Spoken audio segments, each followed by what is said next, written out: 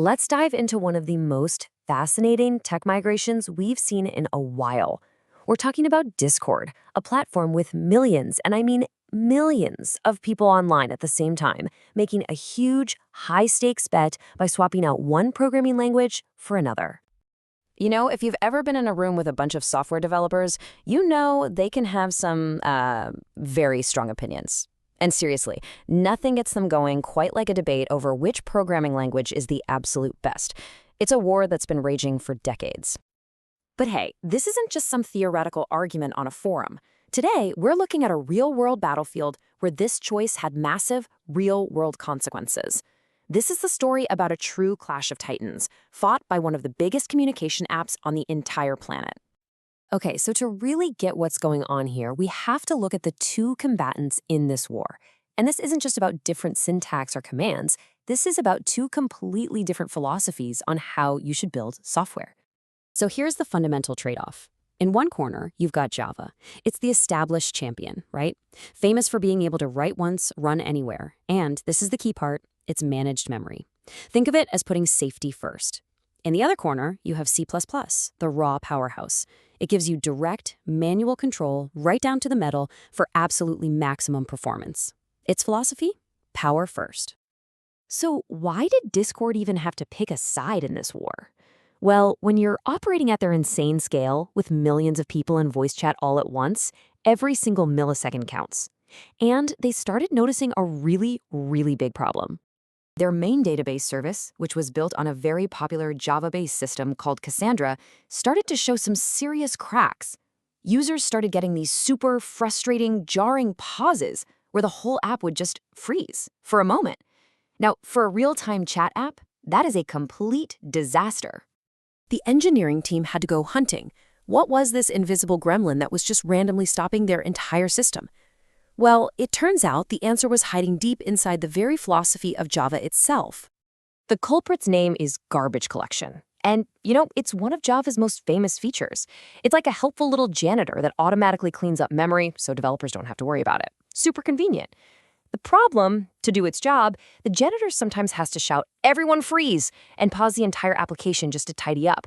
For Discord, those cleanup breaks were becoming a deal breaker. So, facing this huge issue, Discord started hunting for an alternative. They needed something that could give them the raw performance they needed, but without those killer freezes. And that's when a new contender, built on a totally different philosophy, stepped into the ring. And that contender was ScyllaDB. It was designed from the ground up to be an absolute beast of a database. And its creators made a very specific choice. They built it in C++. And what does that mean? No automatic garbage collector. No surprise pauses, just raw, predictable, consistent speed. So this chart really lays out the whole conflict, right? On the left, you've got Cassandra running on Java with that automatic memory management, which was causing those awful pauses. And on the right, ScyllaDB running on C++ with manual memory management, literally designed to solve that exact problem. And now we get to the main event. Look, this was not just some simple software update. Moving your core database that's supporting hundreds of millions of people, that is one of the riskiest things a tech company can possibly do. Absolutely everything was on the line. So it all came down to this one fundamental choice. Do they stick with the safe world of Java and try to tame its garbage collector? Or do they make a massive all-or-nothing bet on the C++ philosophy of raw power and manual control to get the predictable performance they desperately, desperately needed? So, what happened? After months and months of careful planning, they did it. They completed the migration. And believe me, the tech world was watching to see if this huge gamble was actually going to pay off. The results? They were immediate, and they were dramatic. Those infamous pauses? Completely gone. Performance wasn't just faster, it was rock solid and predictable. The C++ Challenger had absolutely delivered on its promise. The bet paid off big time. So yeah, for Discord in this specific fight, there was a very clear winner. But, and this is a really important but, it does not mean C++ is better than Java, not at all. For tons of companies, the safety and the convenience of Java's garbage collector is exactly the right choice.